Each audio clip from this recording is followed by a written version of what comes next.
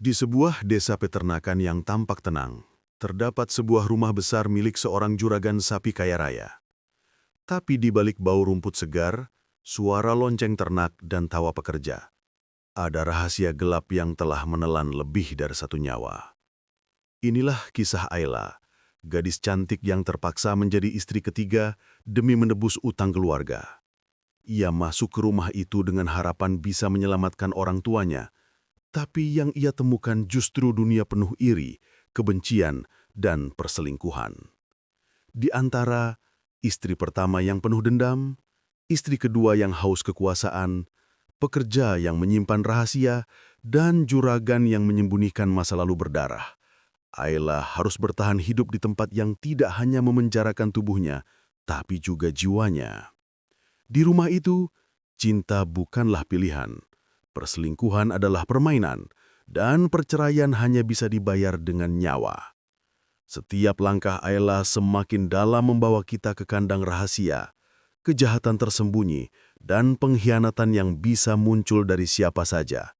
Selamat datang di cerita yang tidak hanya bikin tegang, tapi juga membuka mata bahwa kadang musuh terbesar bukanlah orang asing, tetapi mereka yang tidur di rumah yang sama. Ayla belum pernah membayangkan hidupnya akan berubah secepat ini. 2 hari lalu, ia masih bekerja sebagai kasir minimarket di kota kecil, menabung sedikit demi sedikit agar bisa membantu keluarganya. Hari ini, ia duduk di dalam mobil SUV hitam milik juragan sapi terbesar di daerah itu, Haji Darmawan, menuju rumahnya sebagai istri ketiga. Semua karena utang. Utang yang tidak pernah ia buat. Utang ayahnya yang sudah bertahun-tahun menumpuk karena judi dan gagal panen. Saat Haji Darmawan datang ke rumahnya seminggu lalu, membawa selembar kertas utang dan 2 penjaga, Ayla menyadari hidupnya runtuh begitu saja. "Keluargamu tak akan mampu membayar, Ayla," kata juragan itu datar.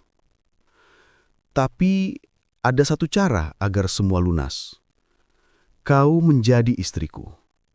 Ibunya menangis, ayahnya hanya menunduk dengan wajah penuh rasa bersalah, dan Ayla tidak punya pilihan. Tiba di rumah besar sang juragan.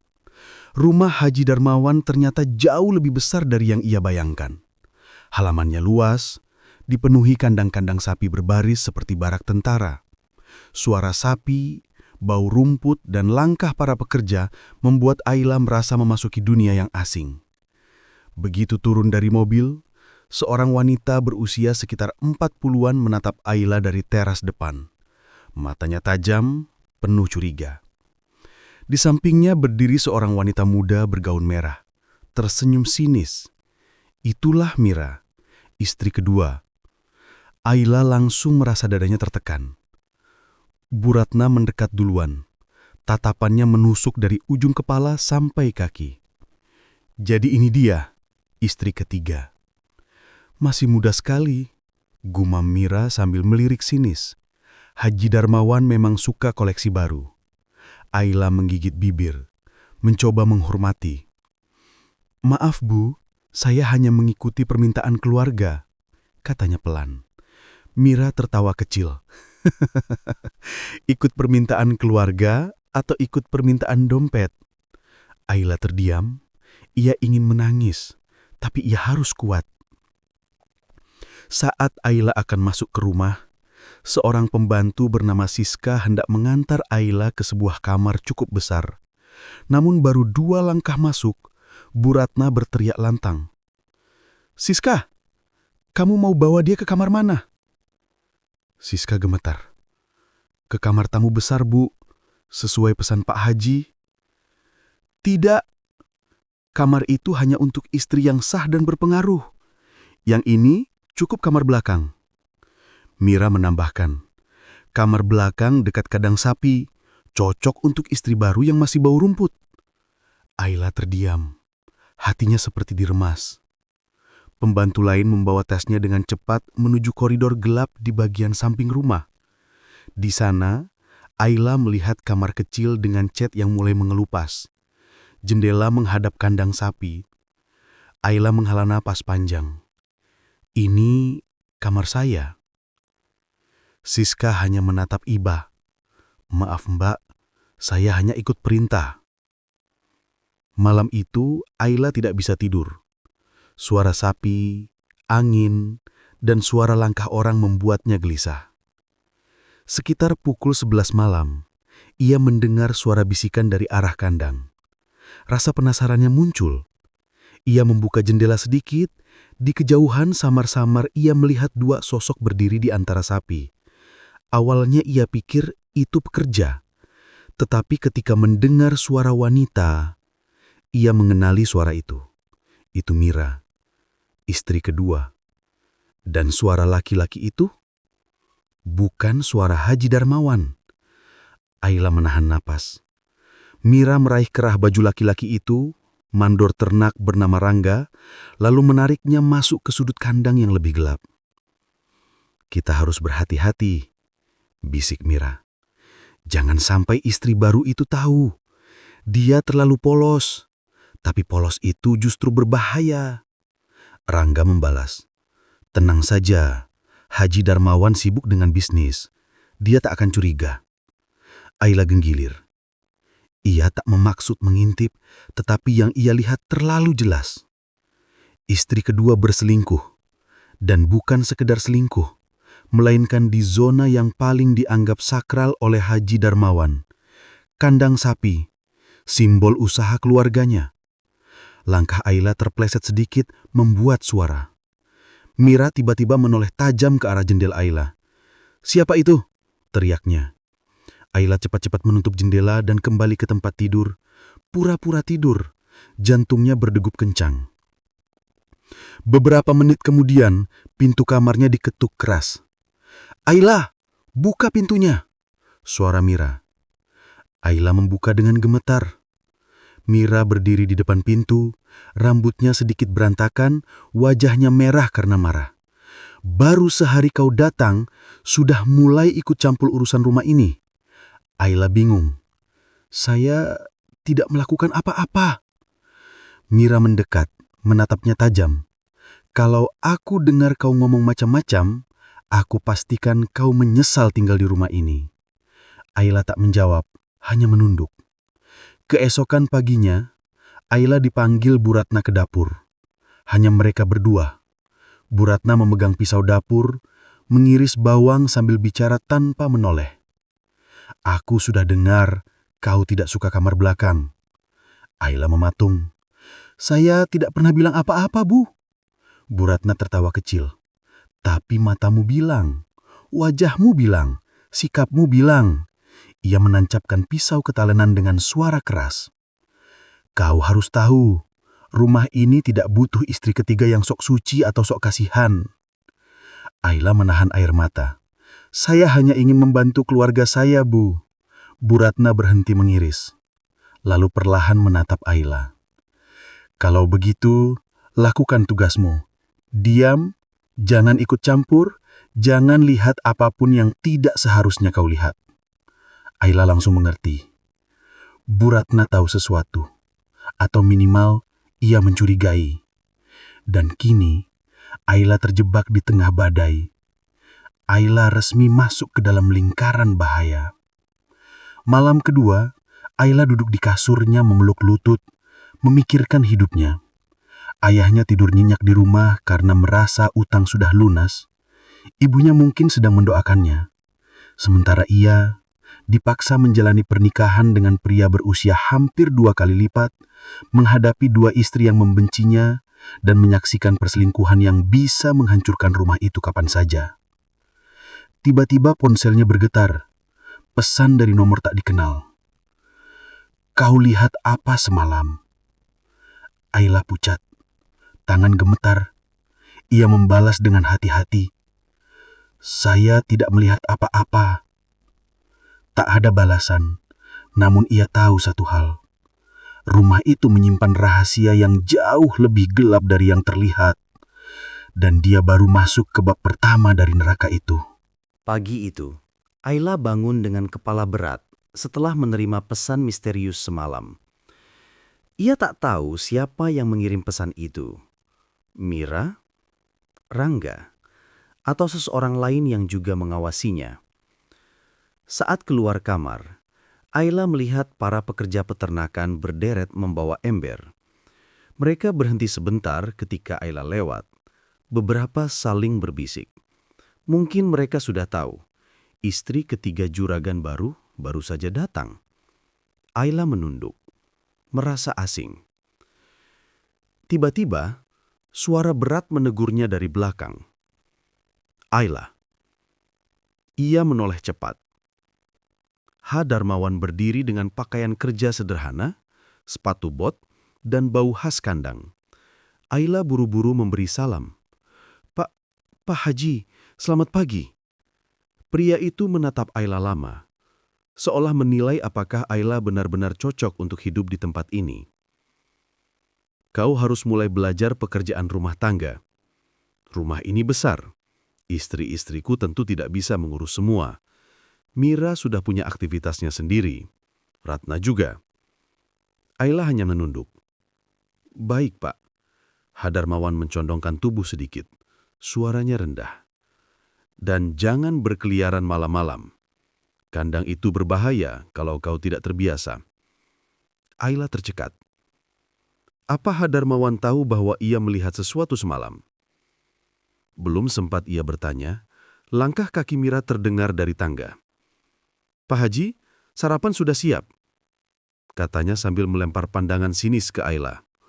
"Oh, istri baru sudah diajak keliling kandang." Hadarmawan tidak menanggapi. Ia hanya berjalan menuju ruang makan. Ayla mengikuti dari belakang. Namun Mira menahannya dengan tangan dingin yang mencengkram kuat. "Ingat baik-baik," bisik Mira di telinganya.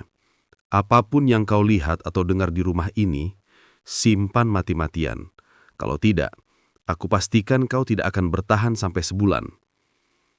Ayla menepis tangannya perlahan. "Saya tidak mencari masalah, Bu." Mira tersenyum tipis. "Masalah justru akan mencari kamu." Meja makan besar itu seperti panggung drama. Ayla duduk di ujung paling jauh, sementara Bu Ratna dan Mira duduk dekat Hadarmawan. Bu Ratna mengawasi Ayla seperti elang. "Ayla, nanti setelah sarapan, tolong bantu Siska bersihkan ruang tengah. Banyak debu," katanya dengan suara manis, tetapi menusuk. Mira menambahkan sambil mengaduk kopi, "Dan tolong jangan pecahkan piring. Piring kami tidak murah." Hadarmawan mengerenyitkan alis. "Sudah, cukup. Jangan menyulitkan dia." Ayla terkejut. Ia tidak menyangka juragan itu membelanya. Tatapan Mira langsung berubah. Tatapan Bu Ratna mengeras. Dan saat itulah benih cemburu mulai tumbuh. Siang harinya, Ayla membantu membersihkan ruang tengah. Namun beberapa pembantu terlihat gugup berada di dekatnya. Siska akhirnya berbisik, "Mbak, hati-hati sama Bu Mira dan Bu Ratna. Mereka tidak suka kalau Pak Haji memberikan perhatian ke istri baru." Ayla berhenti menyapu. "Kenapa? Saya tidak minta dibela." Siska menunduk. "Di rumah ini, perhatian Pak Haji adalah sumber perang." Ayla merinding. Saat sedang menyapu karpet besar, dua pembantu lain lewat sambil membawa cucian dan berbisik terlalu keras. "Istri ketiga biasanya tidak bertahan lama." "Iya, istri keempat dulu saja hilang begitu saja." Ayla spontan menoleh. Hilang? Maksudnya apa?" Kedua pembantu itu langsung pucat dan pergi tanpa menjawab. Kata hilang itu menggantung di udara seperti ancaman. Sore harinya, Ayla membantu di dapur. Bu Ratna tiba-tiba datang membawa talenan sambil mendekat ke Ayla. "Bawang ini potong halus." Ayla mengangguk. Ia mulai memotong perlahan. Mira masuk sambil tertawa kecil. "Astaga, lihat cara dia potong bawang seperti anak SMA belajar masak." Ayla tidak reaktif. Ia sudah kebal dengan hinaan sejak datang ke rumah itu. Tapi Mira terus mendekat. "Dengarkan baik-baik, Ayla. Tempat ini bukan tempatmu. Kau hanya solusi utang keluargamu, bukan cinta, bukan pilihan." Ayla menghentikan memotong. Kalau begitu, mengapa ibu merasa terancam? Pisau di tangan Bu Ratna terhenti. Mira membeku. Ada 3 detik sunyi yang sangat tegang. Berani juga mulutmu, kata Mira sambil mendekat. Wajahnya sejengkal dari Ayla. Mulai sekarang, jaga sikap. Bu Ratna akhirnya berbicara. Suaranya dingin. Kau masih bisa menyesal, Ayla. Jangan memancing masalah. Ayla menghela napas dalam. Saya tidak ingin bermusuhan dengan siapapun. Saya hanya ingin menjalani ini sebaik mungkin. Mira mendengus sinis. Lihat saja berapa lama kau kuat. Malamnya, Ayla kembali ke kamarnya yang gelap. Saat hendak menutup pintu, ia melihat amplop putih tergeletak di lantai. Ia membukanya pelan. Di dalamnya, ada selembar kertas dengan tulisan tangan. Kandang tengah. Jangan dekat-dekat. Itu bisa mengubur hidupmu. Ayla membeku. Siapa yang mengirim? Kenapa semua orang memperingatkannya tentang kandang? Ia duduk di tepi kasur. Jantungnya berdegup cepat. Ketika mencoba tidur, ia mendengar suara langkah di luar jendela. Pelan, teratur, seolah seseorang sedang mengawasinya. Ayla menahan napas. Langkah itu berhenti tepat di bawah jendelanya. Lalu suara berat, suara laki-laki, berbicara pelan, hampir berbisik.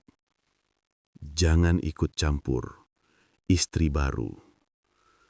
Ayla memeluk selimut.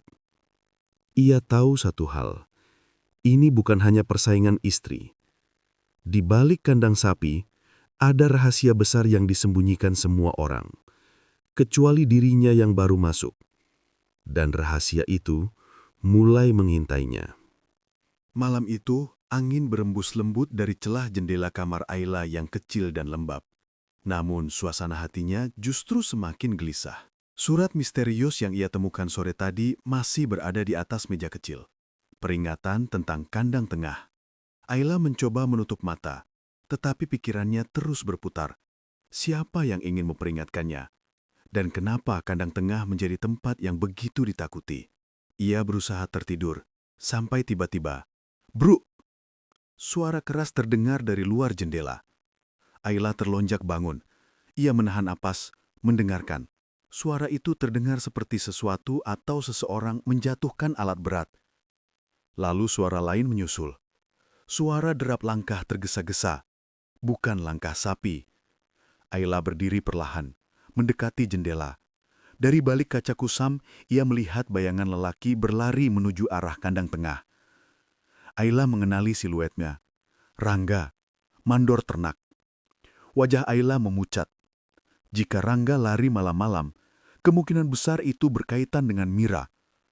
Rasa penasaran dan rasa takut bercampur jadi satu. Ayla mengenakan sandal, merapatkan selimut tipis ke bahunya, dan membuka pintu perlahan agar tak terdengar. Udara malam menusuk kulitnya ketika ia berjalan melewati halaman samping rumah. Kandang-kandang gelap berdiri berjejer seperti raksasa tidur. Suara sapi sesekali terdengar. Dan anehnya, beberapa sapi menguak keras seolah gelisah. Ayla menelan ludah. Semakin dekat dengan kandang tengah, suasananya semakin sunyi. Lampu di depan kandang itu berkedip-kedip seperti ingin padam. Tiba-tiba, suara langkah terdengar dari sudut gelap. Ayla cepat bersembunyi di belakang tubukan jerami. Seseorang datang. Wanita. Ayla memicingkan mata. Itu Mira, mengenakan gaun tidur, rambutnya dibiarkan tergerai, wajahnya tampak tegang. Ia menghampiri Rangga yang berdiri di depan pintu kandang tengah. "Kau yakin tidak ada yang melihat kita?" tanya Mira dengan suara rendah. "Yakin, tapi kita harus hati-hati. Semakin banyak orang di rumah ini. Apalagi istri baru itu. Dia terlalu penasaran." Mira mendecak kesal. Ayla itu cuma gadis kampung. Dia tidak mengerti apa-apa. Justru karena dia polos, dia mudah percaya. Itu berbahaya. Ayla menahan napas. Mereka membicarakannya lagi. Namun sebelum Ayla bisa memproses semuanya, sesuatu yang lebih mengerikan terjadi. Ketika Mira dan Rangga hendak masuk, pintu kandang tengah tiba-tiba berderak pelan dan terbuka sedikit dari dalam. Padahal tak ada orang di sana. Mira tersentak mundur. "Astaga, siapa itu?" Rangga langsung mengambil tongkat kayu untuk berjaga. "Ada pekerja yang masih di dalam?" teriaknya. Tidak ada jawaban. Hanya suara sapuan angin lewat celah pintu. Sunyi, dingin, menakutkan. Mira memeluk dirinya sendiri, wajahnya pucat. "Rangga, jangan bilang dia sudah keluar." Ayla menegang. "Dia? Siapa dia?" Rangga menelan ludah. "Tidak mungkin, Pak Haji sudah mengunci semuanya." Ayla makin bingung. Mira menatap kandang itu dengan mata penuh ketakutan. "Kita harus pergi. Sekarang!" Tanpa menunggu, Mira menarik tangan Rangga, dan mereka berdua pergi menjauh. Ayla menunggu sampai langkah mereka hilang, lalu ia menatap pintu kandang tengah yang setengah terbuka itu. Ada sesuatu di dalam sana. Sesuatu yang membuat Mira, yang biasanya galak dan angkuh, takut sampai gemetar. Ayla ingin pergi, tapi rasa penasaran lebih kuat. Ia mendekat perlahan. Dalam kandang tengah, ada foto lama. Ketika Ayla berada di tepat di depan pintu, ia mengintip ke dalam. Gelap. Hanya ada sedikit lampu dari luar. Ia mengangkat tangan dan mendorong pintu sedikit. Pintu berderit keras. Ayla masuk perlahan. Bau kandang langsung menusuk hidungnya. Namun ada bau lain. Bau karat, bau dingin, bau sesuatu yang disembunyikan. Ayla menyusuri lorong kecil di dalam kandang. Sapi-sapi di dalam tampak gelisah. Beberapa mengais lantai dengan kukunya, seolah ingin keluar. Di sudut kanan kandang, ia melihat sebuah kotak besar seperti peti penyimpanan. Peti itu setengah terbuka. Dengan tangan gemetar, ia mendorong tutup peti perlahan. Di dalamnya ada tumpukan buku catatan tua, beberapa kain lusuh, dan foto-foto lama. Ayla mengambil salah satu foto. Wajahnya langsung memucat. Itu foto seorang wanita muda, cantik, memakai kebaya. Dan di belakang foto itu tertulis, "Istri keempat." Ayla terhenyak. Ia mengambil foto lain. Wanita berbeda. Tertulis, "Istri kelima." Dan foto terakhir, "Istri keenam." Ayla hampir menjatuhkan semua foto. Tangannya gemetar hebat. Kenapa foto semua istri-istri itu ada di sini, di kandang tengah? Kenapa mereka disebut istri keempat, kelima, keenam? Dan kenapa tidak ada yang pernah membicarakan mereka? Apa yang terjadi pada mereka? Kemana mereka pergi? Sapi-sapi mulai menguak keras, membuat Ayla tersentak. Saat ia hendak menutup peti, ia menemukan satu foto lagi, terselip paling bawah. Foto itu berbeda, lebih baru. Ketika Ayla mengangkatnya, Ayla tercekak. Itu foto dirinya, Ayla, dengan tulisan tangan di belakangnya. Istri ketujuh. Ayla mundur dengan napas tercekak. Siapa yang membuat foto ini? Kenapa ada di sini? Dan sebelum ia sempat berpikir lebih jauh, bruk! Pintu kandang tiba-tiba tertutup keras dari luar. Ayla mencerit dan berlari ke pintu, menarik gagangnya. Tapi pintu terkunci. Dari luar, seseorang berbisik pelan. "Kau tidak seharusnya masuk ke sini." Ayla memukul pintu panik. "Siapa? Tolong buka! Tolong buka!" Tidak ada jawaban. Hanya suara langkah yang menjauh, perlahan, hingga hilang. Ayla terjebak di kandang. Di tempat yang jelas-jelas menyimpan rahasia gelap keluarga juragan sapi itu. Dalam gelapnya kandang tengah, Ayla memukul pintu berkali-kali sampai tangannya memerah. Nafasnya tersengal, tubuhnya gemetar, dan pikirannya kacau. Dia terjebak di dalam kandang yang menyimpan foto-foto misterius para istri. Istrinya Haji Darmawan yang tak pernah terlihat lagi. "Tolong! Ada orang!" teriaknya berkali-kali. Tak ada balasan. Hanya suara sapi, gemuruh nafas hewan-hewan besar itu seolah ikut gelisah. Ayla mundur, memeluk tubuh sendiri. Ketakutannya berubah menjadi rasa menyesal. Kenapa aku masuk ke sini? Kenapa? Ia menatap tumpukan foto di lantai. Foto dirinya sebagai istri ketujuh masih ia genggam tanpa sadar. Pintu dibuka paksa. Setelah beberapa menit yang terasa seperti jam, suara langkah berat terdengar di luar kandang. "Siapa di dalam?" Ayla mengenali suara itu. Haji Darmawan. Pintu didobrak sekali, dua kali, sampai akhirnya terbuka dengan hentakan keras. Ayla terjatuh ke tanah, hampir mengenai sepatu bot besar juragan itu. "Ya Allah, Ayla, apa yang kau lakukan di sini?" Suara Haji Darmawan penuh amarah dan ketakutan.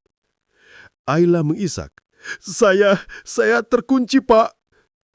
Juragan itu membantunya berdiri. Namun matanya langsung terarah pada peti kayu terbuka dan foto-foto yang berserakan. Wajahnya mendadak pucat. "Siapa yang membuka ini?" Suaranya berat dan rendah, seperti mengancam. Ayla terdiam. "Jawab!" bentak Haji Darmawan, membuat Ayla tersentak. Saya tidak sengaja melihat isinya. Saya tidak bermaksud." Belum selesai bicara, juragan itu meraih tangannya, menariknya keluar dari kandang.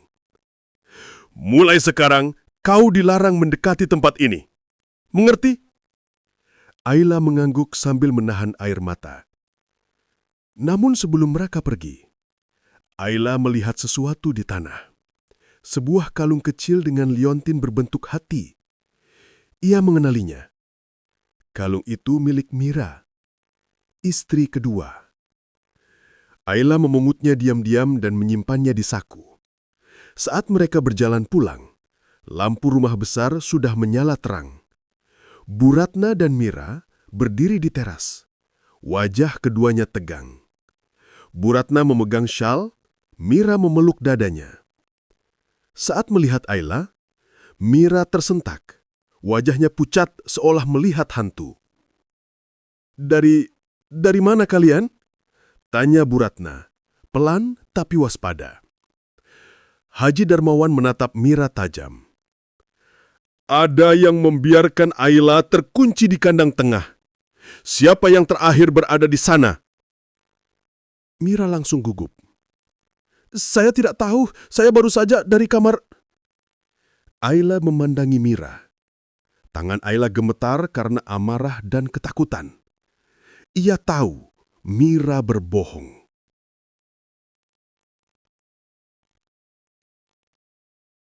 Ayla bangun pagi dengan rasa resah. Semalam, ia mendengar suara langkah seseorang di luar kamarnya, seperti seseorang yang sedang mengintai. Saat ia membuka pintu, bungkusan kain merah tergantung di gagang pintu kamar.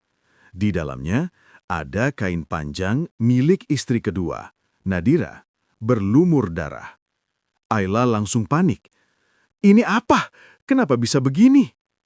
Belum sempat ia mencari jawaban, terdengar teriakan dari halaman belakang. Para pekerja berlarian menuju kandang sapi bagian utara.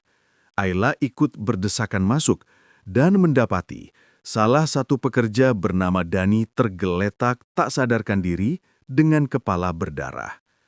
Di sampingnya ada syal Nadira. Dan yang lebih mengagetkan, Juragan Mardika langsung menatap Ayla seolah tahu sesuatu. "Kamu lihat siapa yang terakhir ke kandang semalam?" Aku nggak tahu, Pak. Aku tidur." "Jangan bohong. Kamar kamu paling dekat." Nadira tiba-tiba muncul, dengan wajah menangis dan pura-pura gemetar. "Pak, saya lihat Ayla keluar kamar malam-malam. Mungkin dia yang narik Dani sampai jatuh." Ayla kaget bukan main. Para pekerja yang membenci istri ketiga langsung berbisik sinis. Ayla tahu betul ini adalah jebakan Nadira dan istri pertama, Siska. Semua bukti mengarah kepadanya.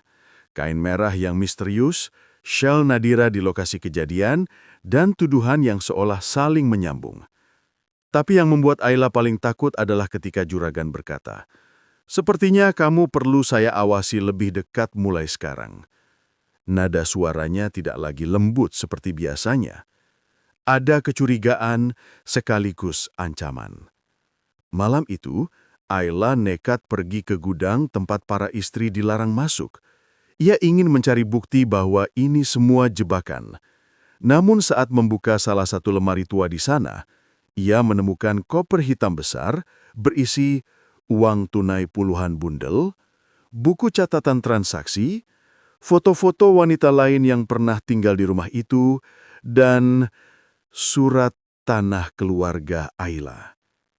Ayla tertegun. Surat tanah itu harusnya ada pada ayahnya. Kenapa bisa di sini? Tiba-tiba, suara langkah kaki terdengar. Ayla buru-buru menutup koper, namun terlambat. Istri pertama, Siska, berdiri di ambang pintu, menyilangkan tangan dengan senyum mengerikan. Ketahuan juga akhirnya. Surat tanah keluargaku, kenapa bisa di sini, Bu? Karena suamimu membelinya, karena ayahmu menjualnya, dan karena kamu dibeli untuk jadi istri ketiga. Ayla terdiam. Dadanya bergetar. Ia merasa seperti hancur. Jadi, dari awal, aku cuma barang. Siska mendekat, berbisik. Barang yang sebentar lagi akan dibuang kalau kamu terus melawan. Ketika Ayla mencoba keluar dari gudang, istri pertama, Siska, dan dua pekerja laki-laki sudah menunggu. Mereka menuduh Ayla berusaha mencuri koper uang juragan. Salah satu pekerja bahkan membawa kamera untuk merekamnya. Bagus, ayo rekam, biar Pak Mardika tahu siapa istri yang pengkhianat. Ayla berusaha melawan, tapi mereka memegang kedua tangannya dengan kuat. Di tengah kekacauan itu, Juragan Mardika datang. Tatapannya tidak bisa dibaca. Ayla, kau kecewakan aku. Ayla berteriak, Pak, itu bohong. Aku tidak mencuri apa-apa. Mereka yang jebak aku. Namun Juragan tidak peduli. Ia menatap ketiga istrinya, lalu berkata, mulai malam ini, Ayla tidak boleh keluar kamar tanpa izin saya. Dan kalau dia berani macam-macam, kalian tahu apa yang harus kalian lakukan. Ayla tertegun. Ia tidak lagi diperlakukan sebagai istri. Ia dianggap ancaman. Di dalam kamarnya, Ayla menangis sampai tubuhnya bergetar. Ia merasa benar-benar terpojok. Tapi kemudian ia mengambil napas panjang. Aku nggak akan diam. Aku nggak akan terus jadi boneka kalian. Ia ingat koper uang itu. Ia ingat foto-foto wanita yang hilang. Dan ia tahu ada sesuatu yang jauh lebih gelap di rumah ini dan dia harus mencari tahu sebelum dia sendiri menjadi korban berikutnya. Setelah dikurung oleh Juragan Mardika, Ayla tidak lagi menangis. Ia diam. Tapi otaknya bekerja keras. Ia mulai memperhatikan siapa yang datang ke kamarnya, siapa yang membawa makanan, kapan para istri menyelinap keluar, dan kapan pekerja penjaga pos belakang ganti shift. Di malam ketiga pengurungan, ia membuat catatan kecil di balik tirai, menggunakan potongan arang dari dupa yang diletakkan di kamar. Kalau aku mau selamat, aku harus tahu siapa musuhku dan siapa yang mungkin jadi sekutu. Ayla mulai sadar, setiap istri juragan punya motif berbeda untuk menjatuhkannya. Pada dini hari saat semua rumah sunyi, jendela Ayla diketuk pelan dari luar.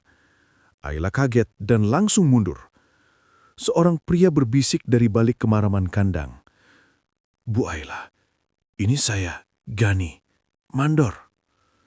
Ayla membuka sedikit jendela. Kenapa kamu ke sini? Ini bahaya. Saya mau bantu ibu. Ibu harus tahu, kecelakaan Dani itu bukan jatuh. Ada yang mendorong. Ayla membeku. Siapa? Saya nggak bisa ngomong sekarang. Tapi jangan percaya siapapun di rumah ini, termasuk Pak Mardika. Ayla menelan ludah, kaget bukan main. Kenapa kamu bantu aku? Karena ibu bukan istri pertama yang dikurung seperti ini. Ayla merinding. Mandor itu pergi sebelum penjaga lewat. Tinggalkan Ayla dengan satu pikiran. Berarti ada istri lain sebelum aku yang menghilang. Istri pertama, Siska, mulai gelisah.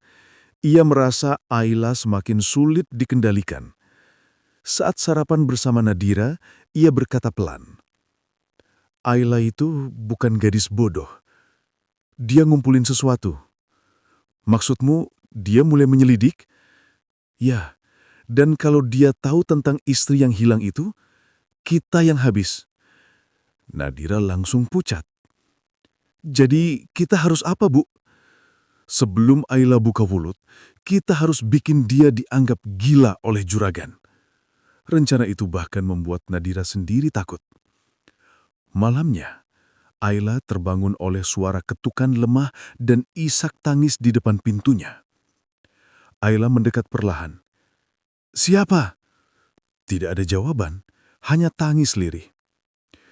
Ketika Ayla mengintip dari celah bawah pintu, ia melihat bayangan kaki wanita, tapi bukan milik Siska maupun Nadira. Wanita itu berbisik, "Tolong, jangan jadi seperti kami." Lalu bayangan itu hilang. Ayla membeku ketakutan. Ia mulai berpikir, apa ini manusia atau sesuatu yang lain? Tapi lebih menakutkan lagi adalah kenyataan bahwa ia merasa suara itu sangat nyata. Pagi berikutnya, rumah juragan mendadak geger. Seorang pria datang dengan mobil hitam ke halaman depan. Semua pekerja berbisik. Istri-istri ketakutan. Juragan Mardika tampak sangat marah.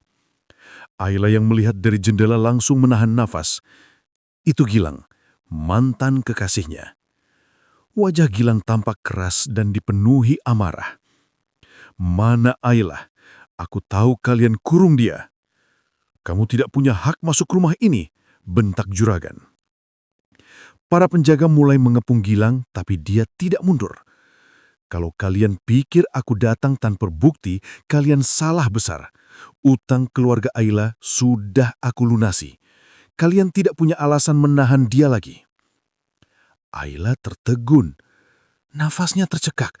"Gilang, kamu ngapain?" Tapi ia tidak bisa keluar. Juragan Mardika menatap Gilang tajam lalu tertawa menghina. "Lunas? Lunas bagaimana? Ayahnya sendiri yang tanda tangan jual putrinya padaku."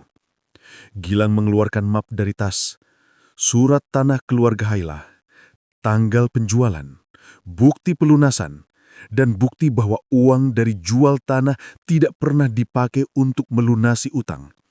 Uang itu malah dipakai buat membiayai ternak baru juragan. Semua pekerja langsung terdiam.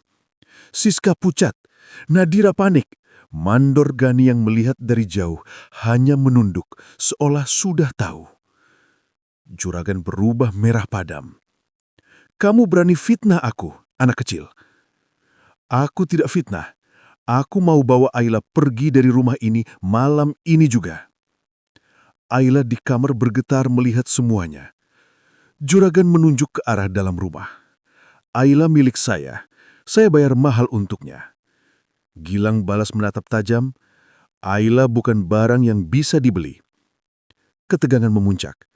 Para pekerja saling menahan nafas. Siska memandangi Nadira berharap juragan menang.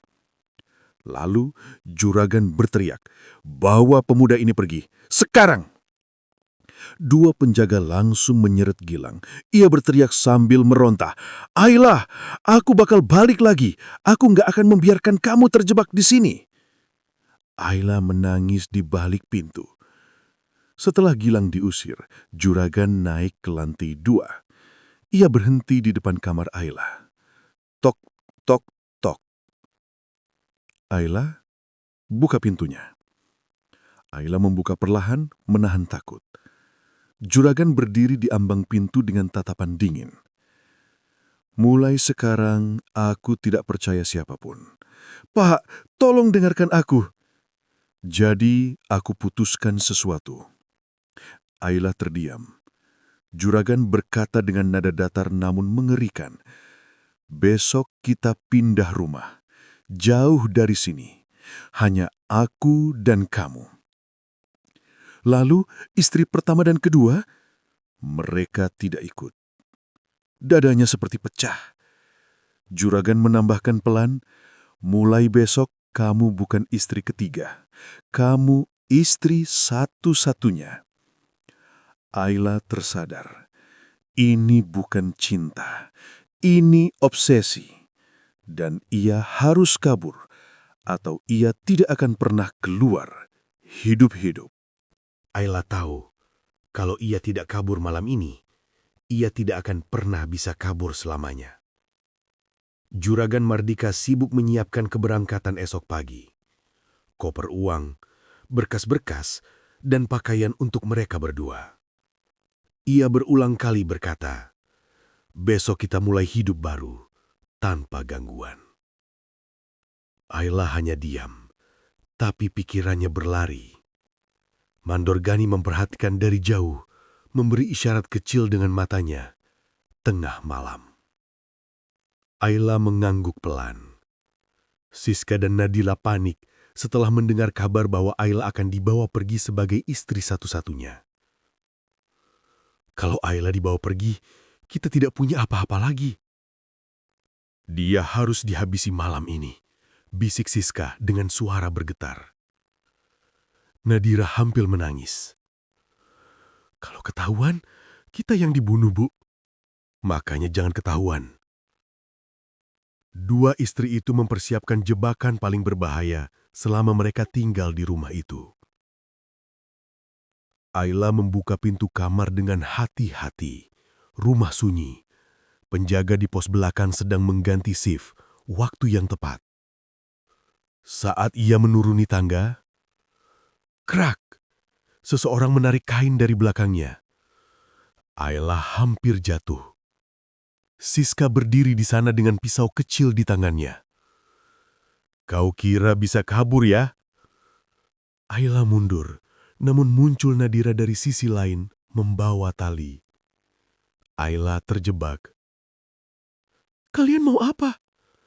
Mau selamat, jawab Siska dingin. Dan caranya menghilangkan kamu.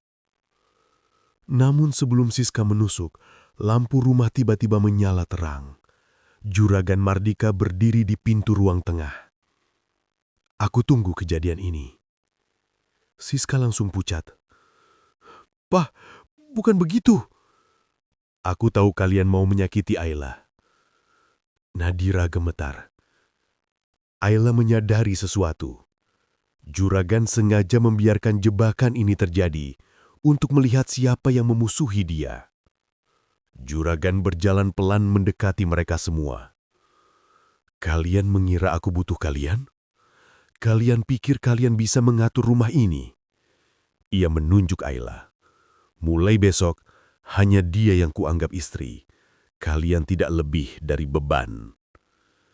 Siska menangis marah. Kami yang ikut bangun rumah ini, kami yang kerja siang malam untuk ternakmu. Dan tetap saja, kalian tidak berguna. Nadira menggigit bibir, mulai kehilangan kontrol. Siska lalu berteriak, kalau kami bukan apa-apa, kami juga tidak takut kehilangan apa-apa. Ia lompat ke arah Mardika, pisaunya di tangannya memantul cahaya lampu. Juragan menepis tangan Siska, pisau terjatuh ke lantai. Nadira mencoba menarik Ayla untuk mengikatnya, namun Ayla melawan. Kursi terbalik, vas pecah, rumah itu berubah menjadi medan perang. Siska menjerit sambil menyeret Ayla. Kalau aku nggak punya masa depan, kamu juga nggak, Ayla. Namun tiba-tiba, Mandorgani muncul dari pintu samping membawa tongkat kayu keras. Siska, lepaskan! Siska melawan, tapi Gani berhasil memukul lengannya hingga pisau terjengkal. Ayla berlari keluar rumah bersama Gani. Hujan turun deras, membuat tanah becek dan licin. Mereka mengarah ke kandang sapi, tempat Ayla pertama kali sadar ada sesuatu yang gelap di rumah itu. Namun, Juragan mengejar dengan kemarahan yang tak manusiawi. Ayla kembali. Ayla dan Gani berlari masuk ke dalam kandang. Suara sapi meraung-raung. Pintu kandang ditutup dari dalam. Juragan menendang pintu berkali-kali. Ayla, kau milikku. Ayla menutup telinga, menahan tangis. Saat juragan hampir berhasil masuk, Nadira datang membawa koper hitam rahasia juragan dan melemparkannya ke lantai kandang. Koper itu terbuka, uang berhamburan. Bersamaan dengan itu, foto-foto wanita yang hilang keluar dari dalam koper. Ayla melihat salah satunya. Seorang wanita muda berwajah pucat dengan mata ketakutan. Wanita itu memakai gelang yang sama dengan yang ditemukan Ayla dulu di kandang sapi.